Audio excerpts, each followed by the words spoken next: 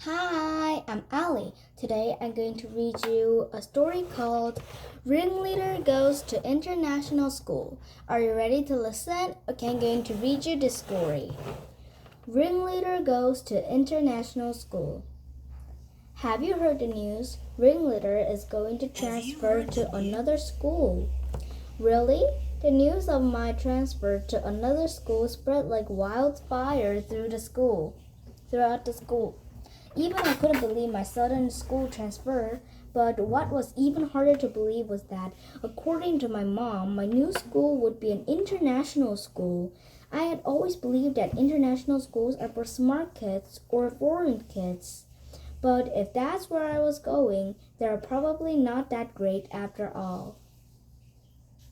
Anyway, as I had been known as ringleader at my current school, the thought of getting new minions in the new school made me laugh. I'm getting out of here and I will start as an international ringleader. Haha. Come to think of it, to show my appreciation for their hard work, I probably should treat my minions, who have given me tons of gifts and served as my copper boys. How generous I am. That's what sets me apart from other ringleaders. I suppose my generosity is my charms as well as my merit. I called Chunmin my main copper boy. Hey, Chunmin is a chubby slowpoke, but he would instantly appear at my service upon hearing my voice. Did you call all of them? Yep, they are all here. Several kids, including Chunmin, were gathered in the hamburger joint. It's my treat today. I'm picking up the tab. Oh, thanks. By the way, are you really moving? Asked Chunmin as he was playing with his food as if he were still ill at ease with me. Even the other kids were nervously tiptoeing around. I was pretty sure Chunmin would be the happiest to see my transfer to another school. Yep, farewell to you, my minions. I'm going to be an international ringleader at my new school. Don't miss me too much. Upon hearing that, Chunmin and the other boys stuffed their burgers into their mouths. My life as a ringleader in this school ended on this warm and pleasant note. Mom, are you sure this is the right school? I looked around the new school several times in the bewilderment. Of course, hurry in. Holding my hand, Mom headed to the school office. The school looked just like another ordinary school in the countryside. It was very thin compared to my former schools. The playground was pathetic. When I went inside the school building, I noticed that there was only one classroom for each grade. My doubts about the school grew bigger and bigger. Before I knew it, I entered the classroom following the teacher. There were only three students in the classroom. After briefly introducing myself, the teacher smiling awkwardly, told me to get along with the others. I sat down and started to look at the kids around me. Two of the kids appeared to be from the Middle East or the Southeast Asia, while the third kid had the same skin color as mine. Mom called it an international school, but it's really a school with kids from multicultural families that I had only heard about until now. As soon as I got home, I started to spew a barrage of angry words at Mom. However, she remained very calm. You know, there's nothing special about international schools. I think the school where you are exposed to people from various countries and diverse countries are the real international schools. And remember that we now live in a very small town, so you need to behave yourself. Don't even think of embarrassing your dad and me by becoming a ringleader as you did at your old school. Dad used to work for a company, but suddenly he took Mom and me to this place after deciding to return to farming. Thinking of that, I would resist if I were told the truth that we were going to move to the countryside to embark on farming. Mom covered it up with the excuse of my school transfer. She convinced me to agree by pretending the new school was an international school. She simply left out the part that we were moving to the countryside. But that was not a big deal at all. The real problem started the next day. I figured that I had no choice but to attend the school anyway. So I went to school early in order to look for a new minion. Okay, I will be the first to arrive. I had my eyes fixed on the classroom door and waited for my new gopper boy to show. The first kid to arrive was Piso, whose mom is Filipino. Piso is her Filipino name, and her Korean name is Yuna. She's a pretty girl with the skin color of a chocolate milk and white teeth. When our eyes met, she greeted me first with a big smile that showed her eighth of her beautiful teeth. This will not work out as I planned. I looked like I had to pass her up and move on to the next one. I could not have a girl as my gopper boy. I go by my own strict principles, even in the matter of picking a suitable target. In accordance with that lesson to treat women and seniors with respect at all times, Pisa was off the candidate list. The second kid to arrive was Moomin, whose dad is from Bangladesh. Unlike Piso, he had only one name, Moomin. He also said hi to me first. There was something unusual about him. He would get up in the middle of the class and go to the back of the classroom at a certain time, and then he would pray in quiet and return to his seat as if nothing had happened. If I designated him as my gopper boy, he would not be on time because he would need to pray while running my errands. Then I would get annoyed by the delay. Soon Moomin was eliminated from the candidate list. The last one to show up was Songchul. He is skinnier than the other kids and had a rather small build. He looked like an average Korean kid, although his mom is Vietnamese. Besides, he was the only one who didn't talk to me at all yesterday. Even today, he didn't bother to say hi to me and just made his way to his seat and sat down. No greeting. You're ignoring me. That's it. It's you. You will be my gopper boy from now on. That was how my initial plan changed from picking the first kid to arrive to picking the last one to show up. So we came down to Sangchul. He had the same skin color as mine and an easy Korean name. At lunchtime, I called on my new gopper boy, Sangchul. Hey you! Hey Sangchul! Whoa! I started to get annoyed that Sangchul did not respond to me, even though I called him several times. After class, I chased Sangchul and grabbed his backpack. You'd better listen to me since you're going to be my gopper boy from now on. I continued. By the way, getting something like a hamburger seems quite a hustle in this place, so bring some good side dishes for lunch instead. For your information, my favorite is ham.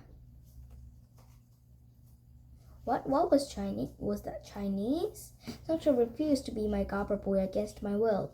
Since the Huaidan incident, he only spoke in Chinese on purpose so that I could not understand him.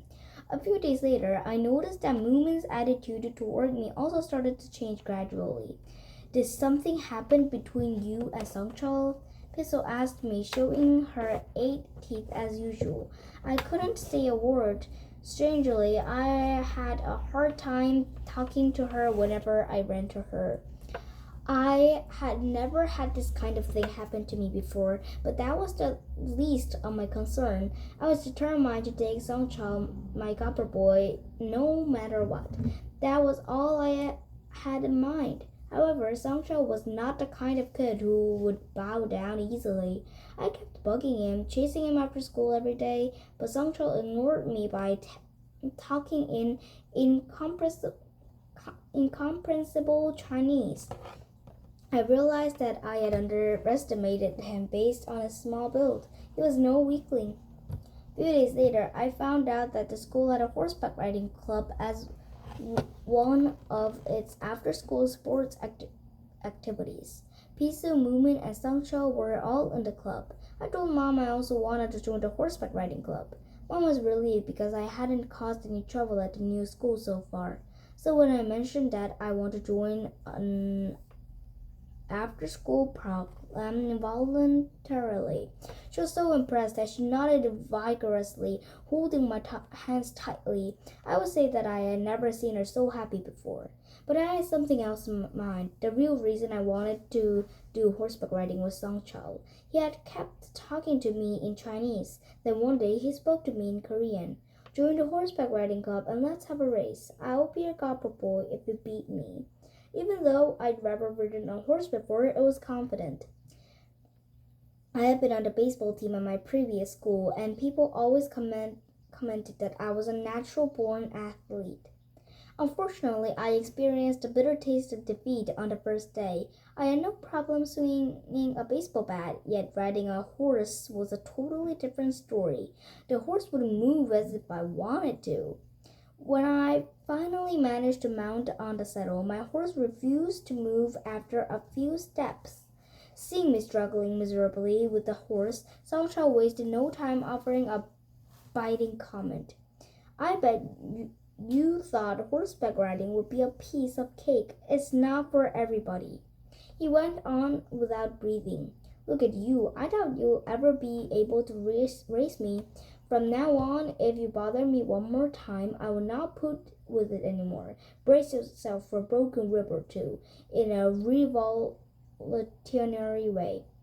What, you rascal? Let me give you a taste of my revolutionary first. As soon as I heard the word revolutionary, I dealt a huge blow to him. He also punched me back as if to make it clear that he would not budge.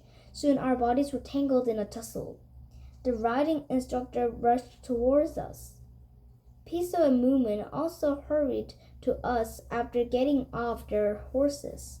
Stop it, guys. Shame on you. How can we dream of the unification of South and North Korea when you guys fight like this?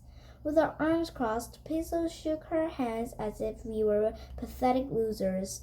She was not smiling and her signature teeth was not visible. Suddenly, I was confused and thought, why on earth did she bring up the word unification? Then I remembered Song Chao's earlier mention of revolutionary or something. Later, Piso told me Song Chao's story. Song Chao and his dad has escaped from North Korea. After settling here, he remarried a Vietnamese woman. That was why Song Chao looked like an average Korean kid. He is Korean. Song Chao was fluent with Chinese because he had lived in China for a while before settling in Korea. Moreover, he was 2 years older than me, even though he was smaller. Pisa also told me that Song Chao had asked her and Moomin to treat him as their friends, even though he was older. Song Chao had gone through so much already, and I have given him a hard time by offering him to be my copper boy. Mom and Dad were summoned to school after our fight. When they met Song Chao's parents, they seemed immensely embarrassed, the same as they did when similar incidents had happened at my previous school. However, this time they seemed even more uneasy than usual. Most of the times, only Mom would come to school, but this time, for some reason, Dad also showed up. It turned out that Dad had been getting farming lessons from Song Chao's parents. No wonder they were not happy that I had got into a fight with Song Chao. Sounding like a hip-hop singer, Mom started nagging, saying how I could cause trouble in less than a week at the new school. I thought Mom would have entered a popular hip-hop audition program on TV instead of starting farming.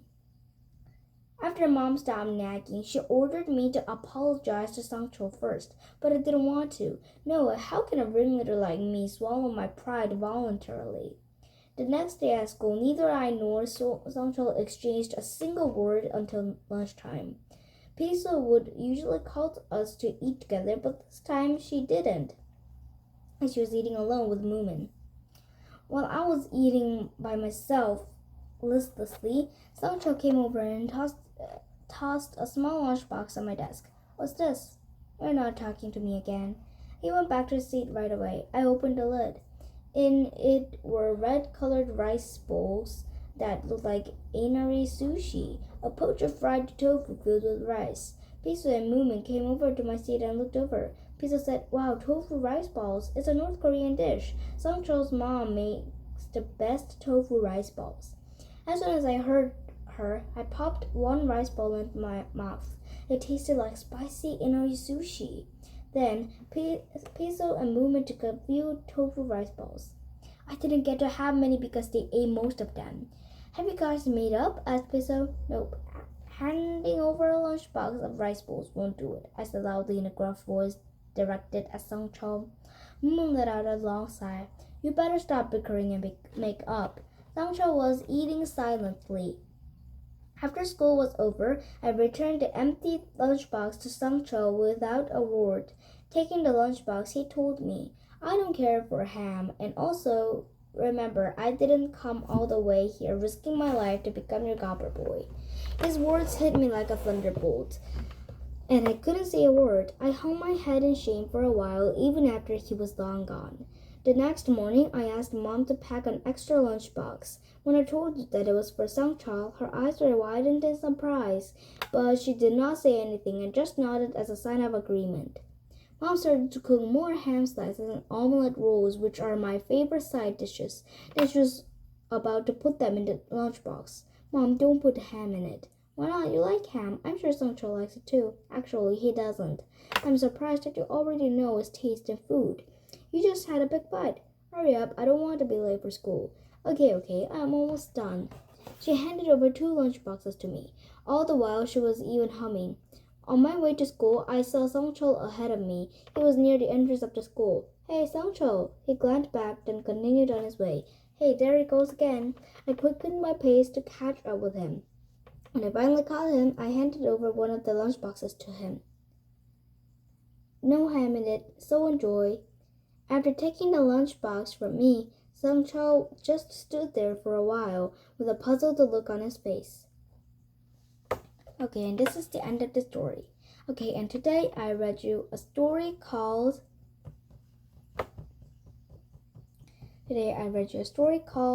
Ringleader Goes to International School. Okay, and thank you for watching this video. Bye!